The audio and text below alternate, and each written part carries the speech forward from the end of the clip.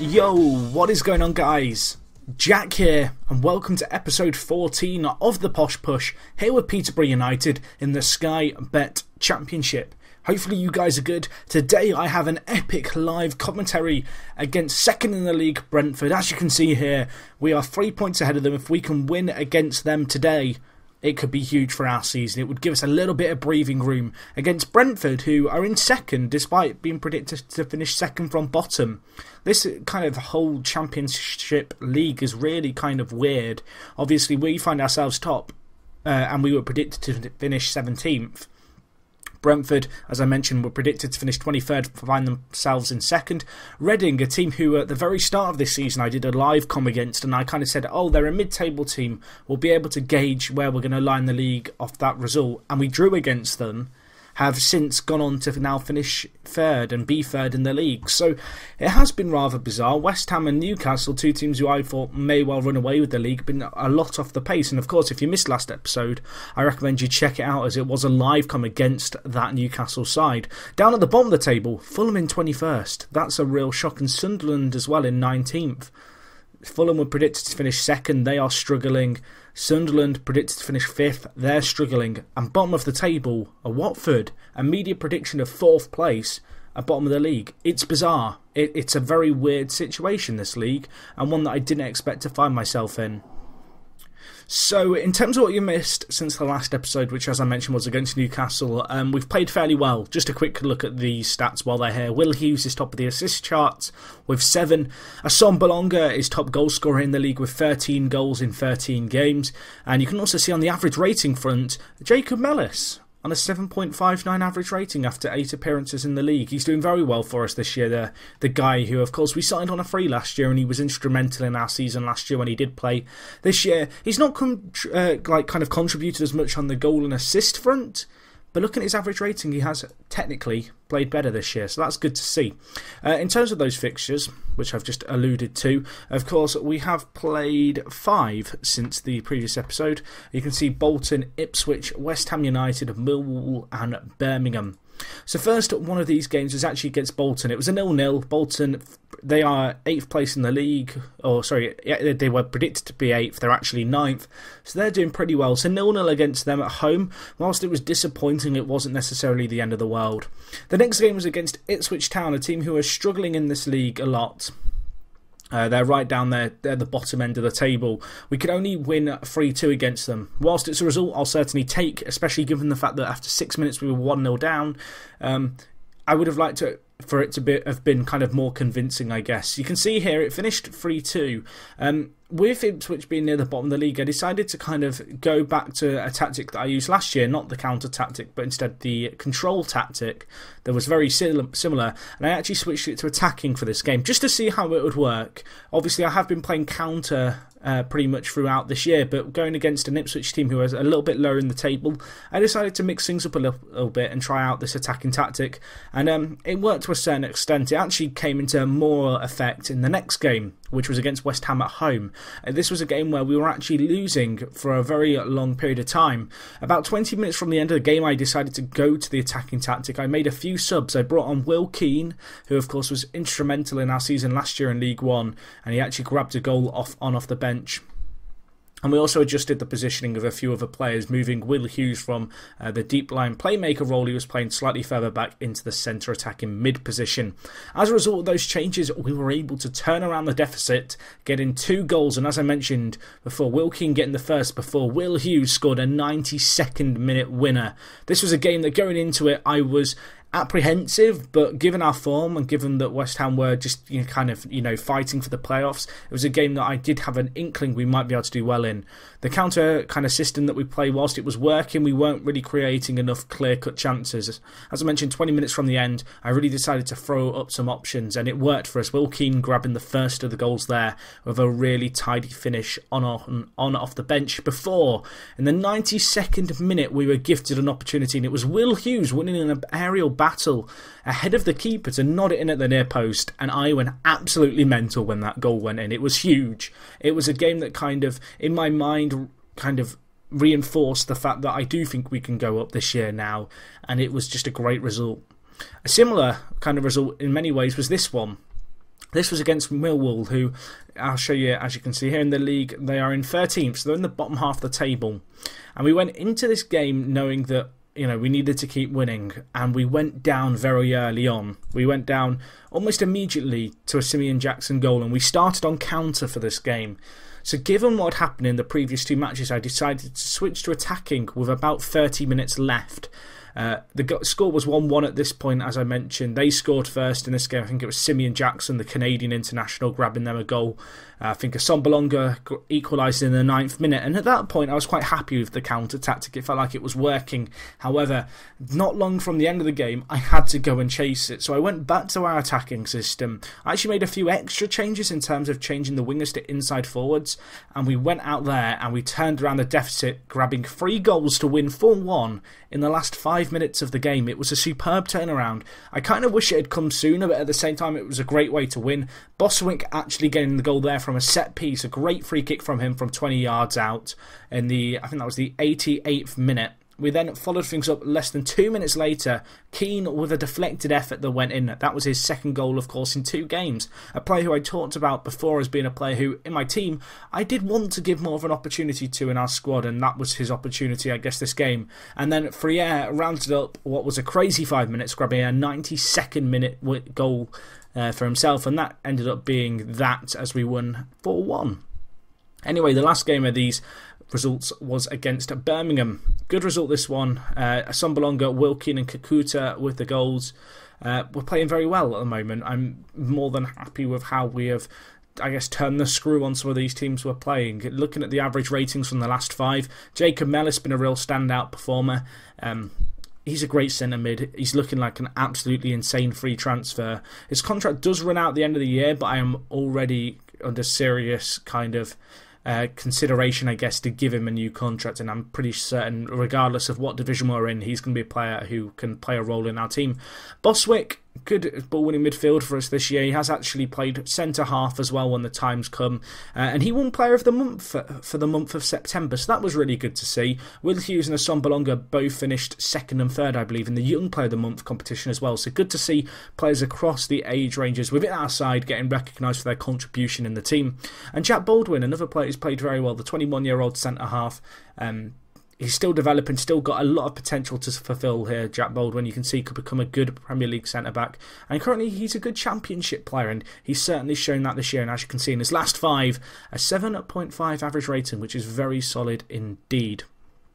So in terms of goal scorers, Assombalonga has grabbed 13 goals in his 14 appearances. Connor Washington, a young player who we have out on loan, who I'm probably going to end up selling, although his contract does run out at the end of the year, has actually grabbed a fair few on his loan spell.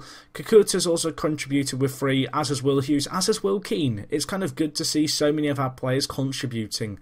Assombalonga leading the line as our lone forward, but there is kind of plenty of other players capable of scoring, I guess, in our ranks, and they're showing that. In terms of the assists, Will Hughes leads the way with 7. You can see Kakuta has 4 assists, as well as the 3 goals that he has, and Jacob Mellis has 4 assists too. So, that is the squad. You've seen how we are doing in the kind of league, I guess, and the situation we find ourselves in. Just a quick few bits and bobs. In terms of the confidence, you can see here, club stats is really good. Obviously, we got promoted last year. All in all, pretty darn good stuff. One of our board philosophies is to play attacking football. Because I've started playing it in games, because I've started kind of introducing it a little bit more, and we are banging in goals for fun, it's helping that kind of, I guess, criteria be fulfilled. First team youngster signings has also been very well received. In terms of our signings, you can see here, Will Hughes, fans are very happy with him, as they are with Jeff Hendrick, who we picked up for, I think it was 1.1 million. It was indeed. So far, 6 appearances for him, a 7.27 average rating, a great player who's had an impact on games when we've played him. So I think that's everything before we get into today's game. Actually, finances, just a quick look at our finances. You can see here we have 1 million in the bank, although we are losing a lot of money, which is a little bit of a worry. We are still set to kind of comply with our financial fair play, but a promotion is kind of what I've really got to strive towards now. I'm in a situation where we are losing a fair amount of money. Promotion would solve all those issues. If we don't get promoted, we may have to look to sell players, which I'm kind of whilst I don't want to do it, it's very much a realistic problem and a real problem that I have, is the fact that I'm trying to rapidly expand the team and make them competitive in the Championship, and the money that we're spending is just not offset by what we're making from the fans turning up and all that stuff, because we're not the biggest club. However, promotion, given our situation right now after 13 games, has really got to be a target. And I'm already weighing up the possibilities of maybe risking it, and come January, the spare £24,000 wage budget, looking to reinvest that into the side where we can. So anyway, let's get straight into today's game. We are playing against the mighty Brentford. We are playing away from home. As a result, I'm going to play our counter tactic to start. A few bits of team news. Virkovtsov, who of course is the loanee who's come in and played a fair few games when the time's been right, is currently out injured, unfortunately, so he'll miss the game. Will Hughes and Palisic are both on international duty. I believe that is the under-21 fixtures that they are on international duty with. I'd assume it is. It might be an under-21s week, which is a bit of a shame for that to get in the way, because I would love to have Will Hughes here because he is our main creative outlet. However, we're going to have to look beyond that and look elsewhere for the goals. So I can't actually see Will Hughes in the under-21s. Oh, there he is. He's on the bench. Okay, so yeah, it must be the under-21s fixtures week in the national side. But regardless, we're going to plod on. Mellis will play the centre attacking mid-role. Hendrick can just slot in behind. We've got plenty of options in the centre midfield area. So as much as Will Hughes is a miss, we have more than adequate replacements to call upon in these kind of scenarios. So this is a real interesting game. If we can get a win here, it would pull us away, give us some breathing space. We've only lost one game so far this year. That, of course, was... Oh, blimey, I want to say of course, and then I can't remember who it was against now. Who was it against? This is going to annoy me. I'm going to have to check. Otherwise I'm going to get irritated. Who? I'm just interrupted in the middle of the game, whacking out my phone to check the scores. So the game we lost was against Huddersfield, and we've also drawn against Bolton and Reading, of course. So anyway, let's get back into the game now. Right, come on, boys. Looking for us to use our counter tactic. Brentford going to be pushing, I think, here. They are obviously in second place. Confidence is going to be high in their camp, and they're playing very well. Free air, and the keeper tips it wide. Button with a good save there. But first clear cut chance falls our way 9 minutes in. That's not a bad start by any means. Get it back in, Boswick, if we can. Pressure's still available to be applied. Maybe Kakuta. Ball back into the mixer. Fortunately, they're going to clear it there.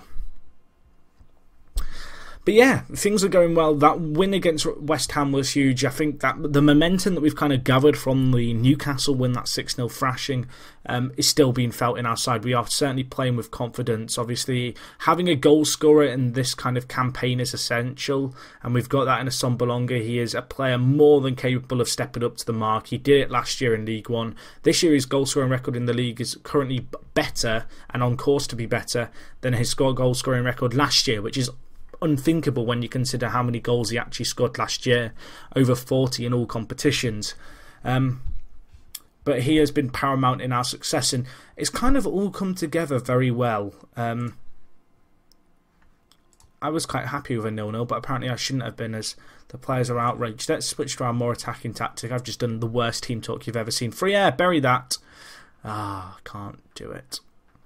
But no, what I was going to say was I feel like we have all the pieces in the jigsaw now. I feel as if last year we signed some good Championship quality players in League One. I've made some pretty shrewd signings. I think the relegation of Derby and really being able to latch onto a few of their key players for very good cut prices has been a massive kind of factor in our success, bringing in some real Championship quality players into our ranks. Keeping the likes of Bob, who pulls out an absolutely insane save there in goal. And yeah, not too much has changed with the side. There hasn't been a massive issue with cohesion, which can sometimes be an issue. Olcock has got injured whilst getting booked. Well, that's good. But, I mean, you look at our side, by and large, it's a relatively similar side to last year. The back four and the goalkeeper are all the same. Mellis still features. Free air still features.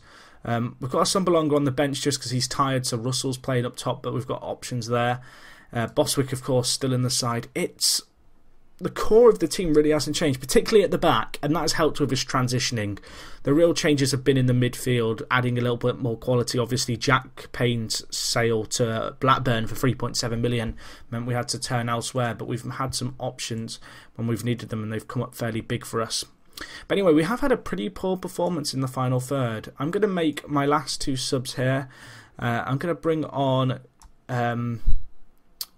Will Keane, who of course you guys know is a very influential player. I'm going to play him at inside forward, and we're also going to try out a Sombolonga. Will Keane getting a lot more first team football right now and getting a few more chances in the first team because he's finally kind of got to grips with playing right wing for us and right attacking mid, and it's a position that we can put him in and he can actually do a job for us there. And we have a lot of options in the centre of midfield and centre attacking midfield, but out wide it's always good just to have fresh pairs of legs to throw on, especially with our tactics that kind of emphasise the wings.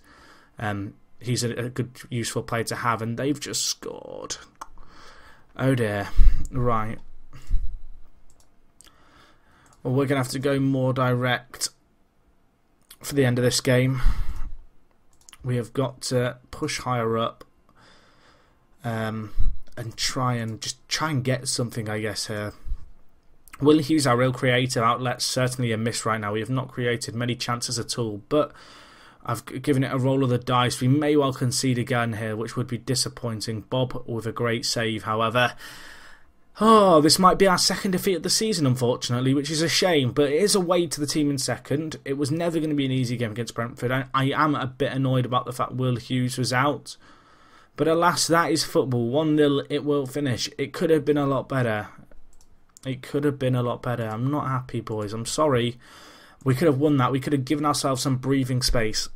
As it is, I do believe we will retain top spot on goal difference. We do indeed.